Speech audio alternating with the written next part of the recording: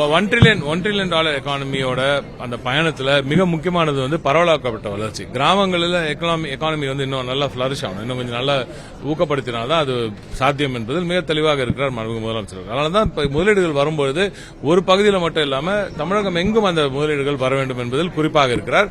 அந்த திசையை நோக்கித்தான் நாங்கள் இண்டஸ்ட்ரி டிபார்ட்மெண்ட் வந்து பயணித்து வருகிறது. எனவே தான் முதலீடுகளை கொண்டு வந்து சேர்க்கும் பொழுது நாம அதுக்கு சப்சிடி எல்லாம் கொடுப்போம், சில இன்சென்டிவ்ஸ் எல்லாம் கொடுப்போம்.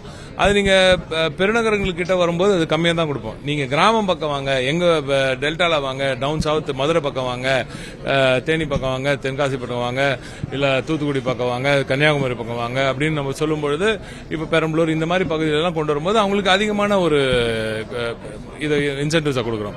ஈவன் நார்த் தமிழ்நாடு தருமபுரி போன்ற பகுதிகளெல்லாம் வந்தீங்கன்னா இன்னும் கொஞ்சம் எக்ஸ்ட்ரா இன்சென்டிவ் கொடுக்குறோம் சொல்லி அவர்களை அப்படி கொண்டு வந்து சேர்க்கிறோம். அப்படிதான் தொழில் முதலீடுகளை கொண்டு வந்து சேர்க்க முடியும். அப்பதான் அங்க வேலைவாய்ப்புகள் உருவாக்கும். அந்தந்த பகுதிகளில் வேலைவாய்ப்புகள் உருவாக்கும் பொழுது அந்த செலவு அங்க சம்பாதிக்கிறவங்க, அங்க தங்குறவங்க அங்க அந்த சம்பாதித்ததை செலவு பண்ணுவாங்க. அப்ப அந்த லோக்கல் எக்கானமி வரும். சோ அந்த கிராமத்தின் எக்கானமி நல்லா சேர்ன் ஆகும். அதனால அதை தாண்டி இந்த வரக்கூடிய வேலைவாய்ப்புகள் நமது படித்த இளைஞர்களுக்கு அந்த வேலைவாய்ப்புகள் கிடைப்பதற்கான வேலைகளை நாம் செய்திருக்கணும். இங்கே இன்வெஸ்ட் பண்ணும்போது நம்ம சப்சிடி கொடுக்கிறோம், அது கொண்டு போய் மற்ற இடங்கள்ல இருந்து மக்கள் வந்து இங்க பணிபுரியறதுனால பெருசா அது நம்மளுக்கு இங்கே செலவாகாது. நம்ம பிள்ளைங்களுக்கு, நம்ம படித்த இளைஞர்களுக்கு அந்த வேலைவாய்ப்பு கிடைக்கிறதுக்கான வேலைகளை செய்யணும். நம்ம படித்த இளைஞர்களுக்கு நல்ல மெத்த படிச்சிருக்காங்க, அதிகமா படிச்சிருக்காங்க நல்லா. அப்ப அவர்களுக்கு ஏற்ற வேலைவாய்ப்புகளை உருவாக்க வேண்டும். அதுதான் நம்ம மாண்புமிகு முதலமைச்சர் அவர்களின் நோக்கம். விண்ட் ரிப்பேரிங் பாலிசி வந்து குறிப்பாக டெக்ஸ்டைல் இண்டஸ்ட்ரியோட மிகப்பெரிய ஒரு ரிக்வஸ்டாக இருந்து வந்தது. ரொம்ப நாளா அவங்களோட ரிக்வஸ்டாக இருந்தது. ரீபாரிங் மட்டும் இல்ல, பேங்கிங் குறிப்பா அவங்களோட மிகப்பெரிய ஒரு ரிக்வஸ்டாக இருந்து வருகிறது. ரீபாரிங் பாலிசியில எதுவும் குறிப்பா பேங்கிங் வந்து இன்னும் கொஞ்சம் பெருசா அதை நம்ம பார்க்கலாம். சோ அதனால பேங்கிங் வந்து டெக்ஸ்டைல் இண்டஸ்ட்ரி வந்து மிகப்பெரிய லெவலில் அவங்க அதை நன்றி கூறுவாங்க நினைக்கிறேன். அவங்க கொஞ்சம் ரொம்ப சந்தோஷமா இருப்பாங்கன்னு நினைக்கிறேன்.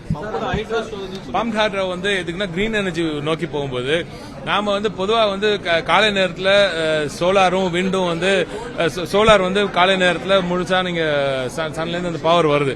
ஆனா இரவு நேரங்களில் அது இருக்க மாட்டேன். ஸ்டோரேஜ் நம்ம கிட்ட இப்ப சோலார் எனர்ஜி நிறைய இருக்கு, அது ஸ்டோர் பண்றதுக்கு பெரிய திட்டங்கள் இல்ல. எனவே அதற்காக தான் பம்ப் ஸ்டோரேஜ் வந்தா காலை நேரத்தில் இந்த வர சோலார் எனர்ஜியை நம்ம அந்த நேரத்தில் வாட்டர் பம்ப் பண்ணி மேல அது பேட்டரி, வாட்டர் பேட்டரின்னு சொல்லுவாங்க. ஸோ ஒரு ஹையர் லெவல்ல அந்த தண்ணியை தேக்கி வச்சு அங்கிருந்து திருப்பி மாலை நேரங்களில் தண்ணியில் இறக்கும்போது ஒரு 20% இந்த லாஸ் ஆகும், ஜெனரேஷன் அந்த லாஸ் ஆகும். இருந்தாலும் அது வந்து நமக்கு நம்ம அந்த பீக் ஹவர்ல நம்ம வெளியில இருந்து வாங்குற ஒரு 12-13 ரூபாய் வெளியில இருந்து காசு கொடுத்து வாங்குறதோட இது நம்மளுக்கு கம்மியா இருக்கும்.